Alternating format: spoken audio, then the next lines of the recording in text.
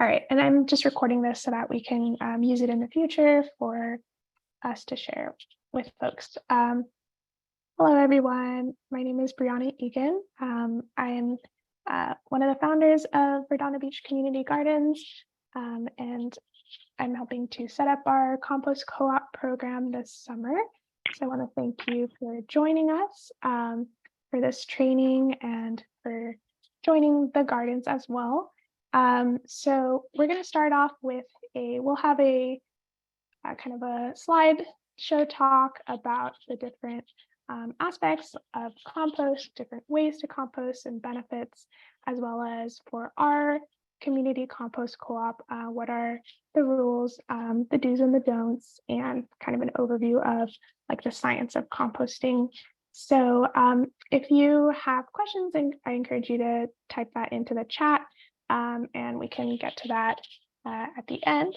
And I also have an opportunity, which is a compost bin giveaway, which it's like, I'll change the background on that, but it's an opportunity for you to get a free bin, which the city has available for residents of Redondo. So I'll talk about that towards the end.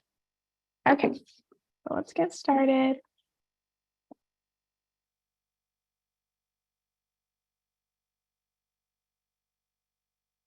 All right, so I did give a brief overview. So the compost co-op is offered to any member of the community garden. As you may know, we have plot memberships and we also have non-plot memberships, and we're working on onboarding folks into the non-plot option currently.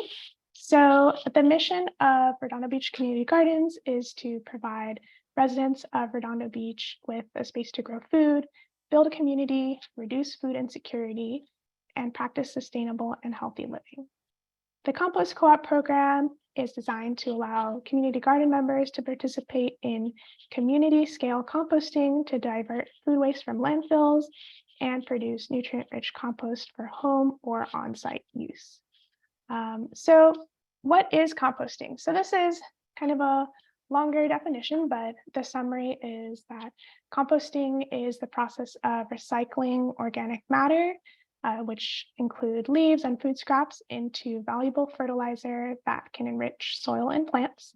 So you can think about composting as part of the cycle of life. So anything that grows will decompose eventually, and composting speeds up that process. We have an environment for bacteria, fungi, and worms and other soil organisms to do their work.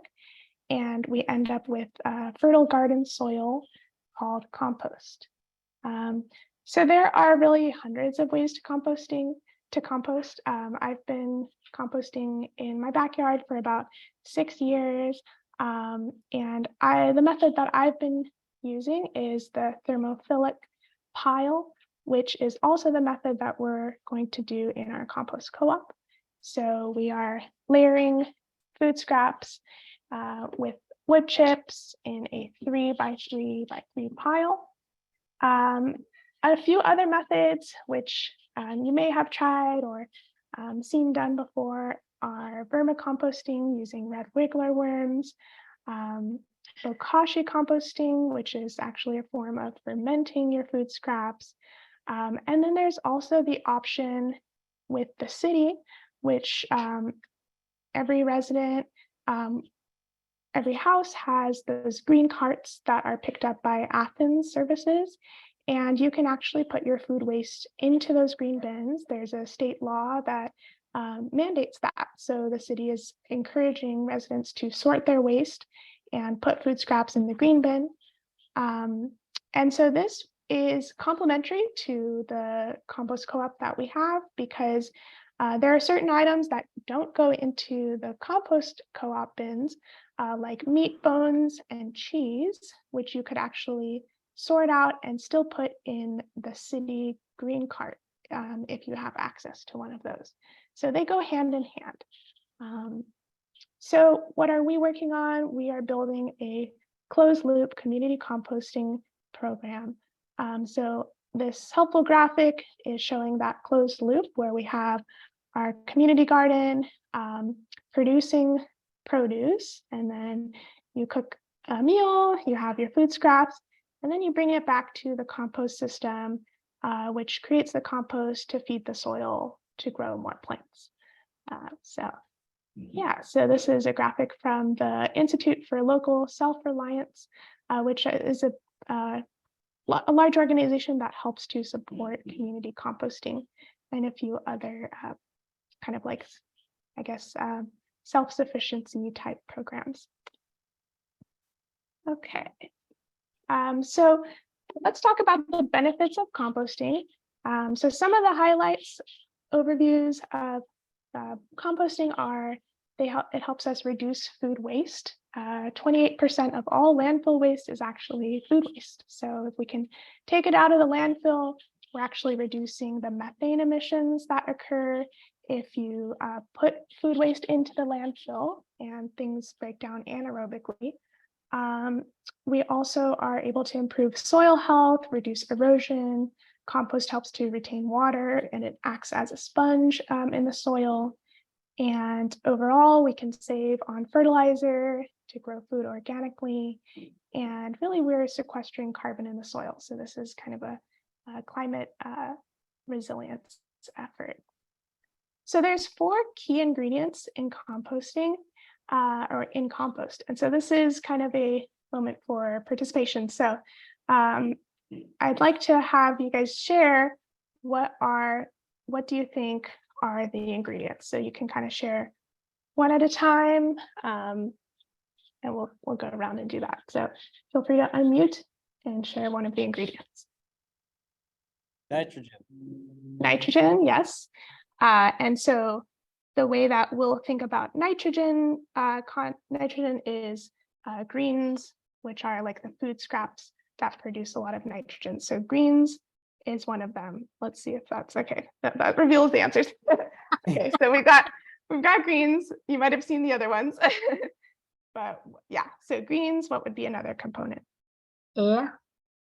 Air, yes, we need plenty of oxygen to flow through the compost piles. And Water. Water. The water helps to activate the process to get the microbes moving and to get them hot. And a 4th one. Carbon. Carbon, that's right. And carbon is browns. All right, so that was there. Yeah, so your 2 main ingredients are the greens and the browns. We'll be talking about those and how to properly layer them. We will always have a source of browns on site, so that's going to likely be mulch in a container. So that will be on site for you to add. And then the water will be added as we turn the piles. And then the oxygen will be there constantly because the bins themselves have screens that provide airflow throughout the pile. Okay, so here's kind of a high level yes and no graphic that hopefully maybe you can screenshot this, or it's also included in the materials that we'll send out and the rules. So the items that we do want to compost on the left are greens and browns. Greens include your vegetable and fruit scraps, eggshells, which you do want to crush them when you add them, and things like cut flowers, green plants, coffee grounds, tea bags. Make sure there's no staples in those, and also make sure there's no plastic in the tea bag. So that might be something that you choose to omit if you're not able to figure that out. And then browns, which can include fallen leaves, untreated straw, shredded newspaper, plant stalks, and those wood chips, which will likely be kind of our main source of browns. And then we do not want to compost any cooked foods, foods with cheese and dairy, meat and bones, pet waste, like tissues and towels with grease or cleaning supplies on them. Produce stickers, that's a big one. It can be, you have to get in the habit of removing them from like avocado peels or bananas, and just do that before you toss it into your compost bin. as well as oils and greases, glossy paper, aggressive weeds, especially weeds with seeds on them, because those seeds will produce and reproduce in your compost. So yeah, so Chris, we do have I created a sign which we posted right on the compost bin that summarizes these items as well. The greens, the browns, and what not to compost. Okay, so let's see what we have next. Okay, so this is the example of a community compost layout, which is pretty similar to what we are setting up at the garden. So we'll have a section or like a bin where you can find your browns. We also will be having you weigh your food scraps so that we can collect some data and understand how much carbon we are reducing in the atmosphere. And then we have a 3-bin system where you'll add to one bin, then we'll be turning it to the subsequent bins in order to cook and cure. And then the final compost, once we've created that, which will take probably a few months since we're just starting off now, but that will be ready for folks to take, and we will communicate that to you. So you can come by with like a 5-gallon pot to take the finished compost. So here's a layout of what we have currently.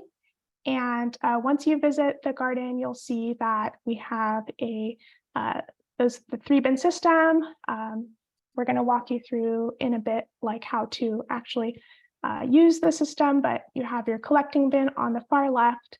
That's the main one you will always be adding to.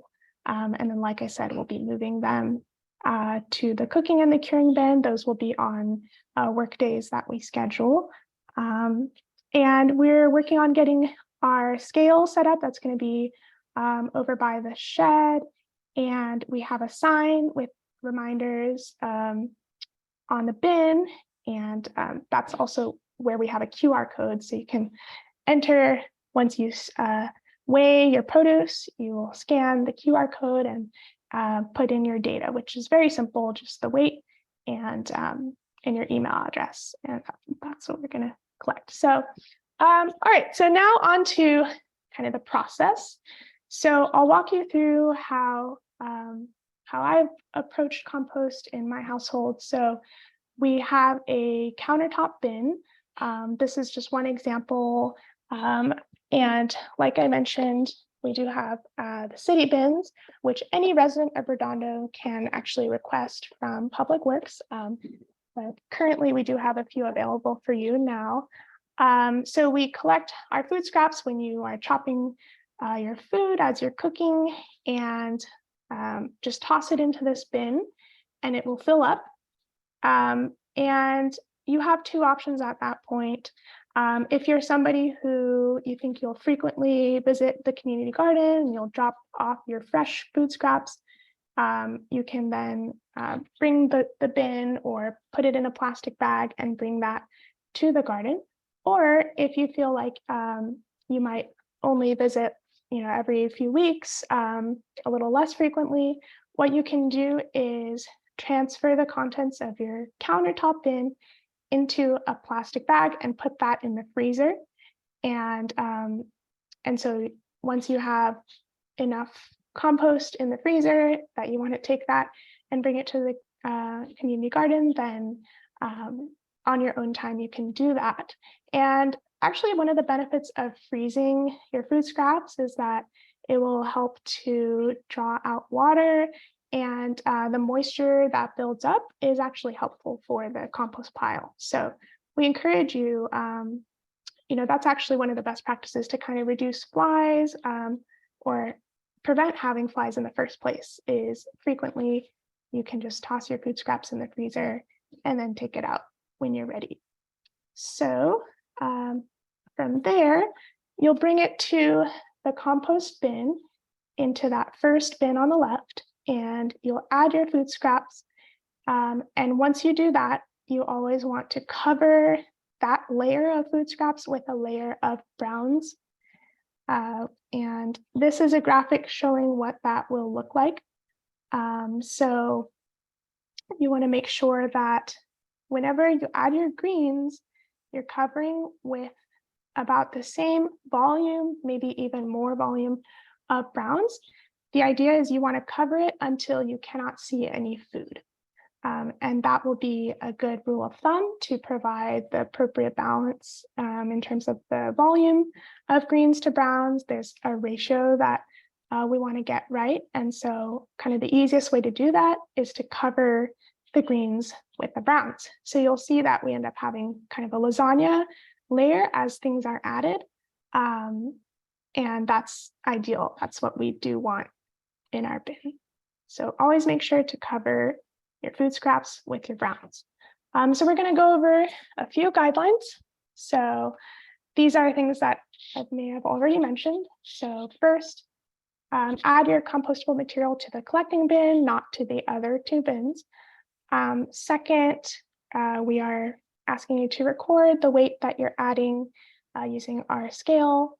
And this will help us to measure over time how many households are participating.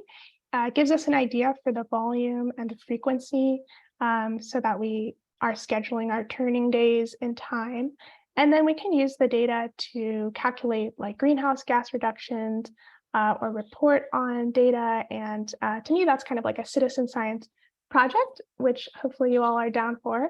Guideline 3, do not add dairy, meat, oils, fats, breads, diseased plants, weed seeds. These are all going to be really hard to compost. We also can't guarantee that like the diseases or the weed seeds will be fully killed in the process, so it's better not to add those. When in doubt, I would say just don't include it. Number 4, if you have large materials like melon rinds or thick plant stalks, please chop them up when you add it to your bin so that you want to increase the surface area of the material. That increased surface area will provide a better substrate for oxygen and microbes to break down. And again, number 5, after you add the greens, always add a layer of browns on top. Okay, so this is the drop-off log. We have the QR code on site that you can use. It just asks for your email and the weight of the food scraps, and if the scraps are fresh or frozen. Okay, so a few more tips. I think, so we did mention to always collect it in your countertop bin. Then you have the option to collect it in the freezer and then bring it to the site. Make sure you remove the produce stickers. And then some people asked about compostable green bags. So in our experience, these take a long time to successfully compost. So we'll just ask you not to compost them. Yeah, so spare yourself the extra expense of buying that. If you want to put a liner in your bin, you can just use a plastic bag and then clean out that bag. Of course, don't add it to the compost. So that could be a better option. And then at the site, we want to remind everyone to use garden gloves when you're removing the wooden slats and handling the compost material just for safety. And we have garden gloves on site. And then when you open and close the lids, just be mindful as you're doing that. There's a way to prop it open, which you'll see in the video that I'll show. It's a good idea to keep that propped open when you're using it. And then when you're finished, you're going to close the lid and secure the bin. So we actually have locks on each of the bins. And I think I sent a message to everyone, but the lock for the collecting bin, the code is 123. So very simple, but hopefully that helps us keep some control over who's adding to the bin. Okay, so I know that was a lot of talking for me right now. I want to just show, we'll do this 2-minute video walking you through that process once again, and then I can stop the slideshow and we'll take questions. So I'll play this, and if the audio doesn't come through, there are captions. So we will watch this now. Hello, welcome to the Compost Co-op at Redondo Beach Community Gardens. I'll be walking you through the process of adding your food scraps to the bin. So when you come in, you might have your food scraps in a basket like this. We will ask you to first weigh the contents on a scale that will be located by our shed. And once you have recorded the weight of that material, you'll take your food scraps and you will walk to the first bin on the left. Always have a pair of gloves on while you're doing this. We'll have gloves available at the garden. You're going to open the top. Make sure that you prop it open to keep it secure there. And then you can remove one or two of the boards to give you access. Now, you'll have your scraps, toss them in. That was just some paper in there.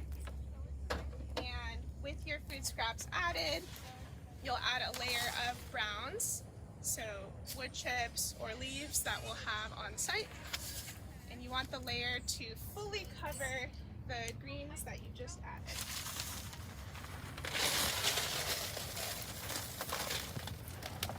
So we can take a look there and see that we're all covered with browns.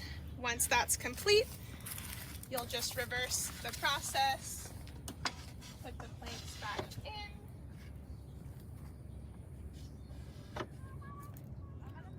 take the lid down, make sure that it's fully closed, and then you can lock the top as well with the combo lock. Thank you for participating, and we look forward to creating lots of beautiful compost.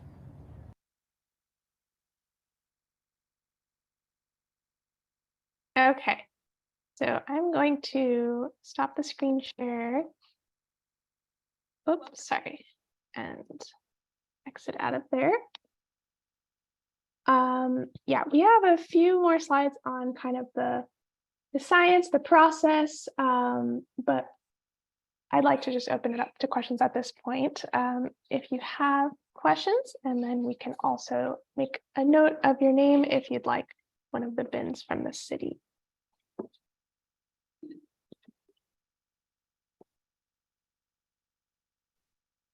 How has it been going so far, the compost? Yeah, so we have just started. We had trainings this past weekend. Folks brought in compost to add. So I would say we're in the very early stages, but the process and the bins that we are using is modeled after a nonprofit called LA Compost in the LA area.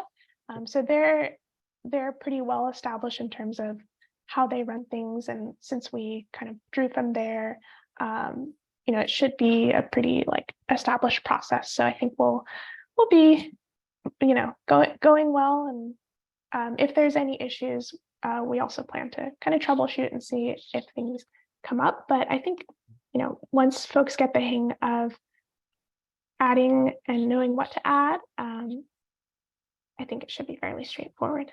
Yeah, I like the thermophile pile idea. Mm-hmm. I used to live up north, and I would pass. It was called the Worm Factory, and they did huge like compost on a huge scale, and they used worms to help them with it. So yeah, that's really cool. I think like learning about there's composting on a small scale, community scale, and then like industrial scale too. So that's really neat. Yeah. It actually burned down. That their factory burned down. I think there's a lot of methane. Or something. Yeah. Oh wow, interesting. So they use worms. We have a worm bin in the garden also. Are we going to get that started too? There was a worm bin at the garden. Yeah, currently I don't know if there's any plans to kind of formally get that started, but if there's interest, I'm sure we could do that as kind of a demonstration. If we need worms, I can get worms for you. Okay, sounds good. I'll keep that in mind. Yeah, for free. Yeah. Christelle, do you have Any questions? No, I don't have any questions. Thank you so much for doing this. I was hoping you could just put me down for a bin. Sounds good. Yeah, so we'll put, Thank you again. Yeah, Yeah, Drew. I'd love a bin too. Yeah. Okay, awesome. Yeah. So the easy thing about this is we know that all folks who are part of the garden are Redondo residents. We also have your information when you signed up. So we will add your names and we're sending a list to the city of who is taking the bin. So what I'll do is, yeah, I'll just kind of show you this right now. Fairly large size. I think this will take a few days to fill up. It opens up. It's kind of the top can sit up like that. And then in there. So there's some holes for ventilation. And like I said, you could use a liner if you want. So what I'll do is, I think I will just label these bins with your name, and we will keep it in the shed at the community garden. So when you visit, you can pick it up from there. So I'll make a note and set those out for probably tomorrow, like end of day. So after that, you can come by at any time to pick it up. Cool. Will that work Yeah, for you guys? take your time. No rush at all. Thanks. Okay. Um, is there a code for the shed or is it open? It's open. Yeah. Okay, cool. Mhm. Yeah, and you all should have the code for the entrance to the garden as well. Chris, would you like a countertop bin as well? We already have, You we have have Okay. Okay. Yeah. Yeah. I have the personal one that we use is kind of like a heavier one that I found that I liked. Yeah, sounds good. So we'll have 2 takers for that. Yeah, like I mentioned, I just have a few more slides, just kind of going over just some safety rules. Would you guys mind if we'll jump back into the presentation? I can do like 5 more minutes and then we can close out. Okay, sounds good.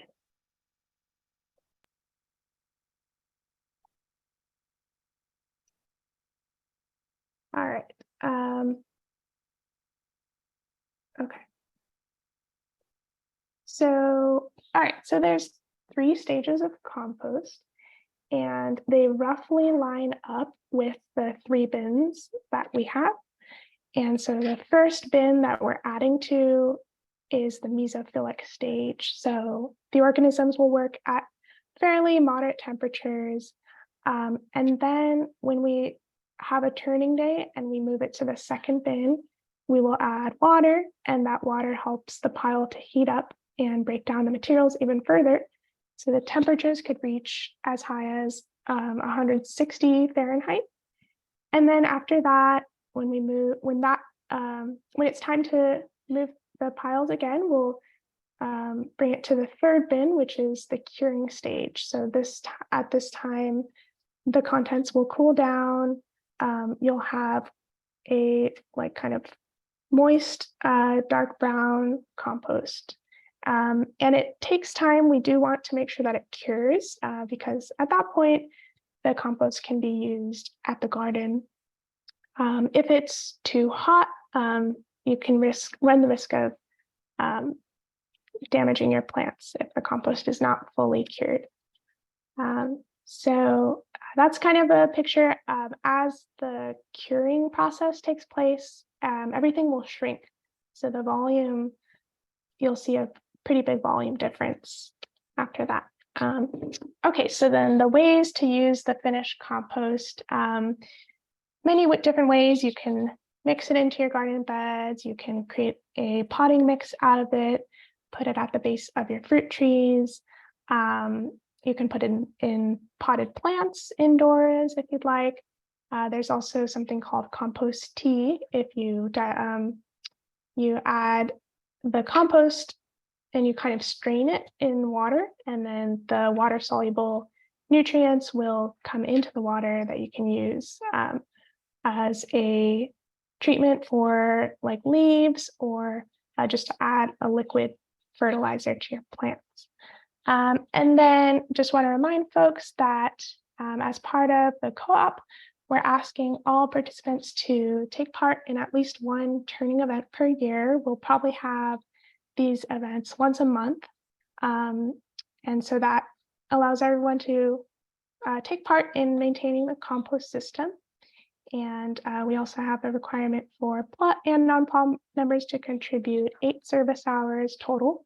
And there will be plenty of opportunities for you to do that and enjoy the garden space while also doing things like weeding or applying mulch to the pathways, for example.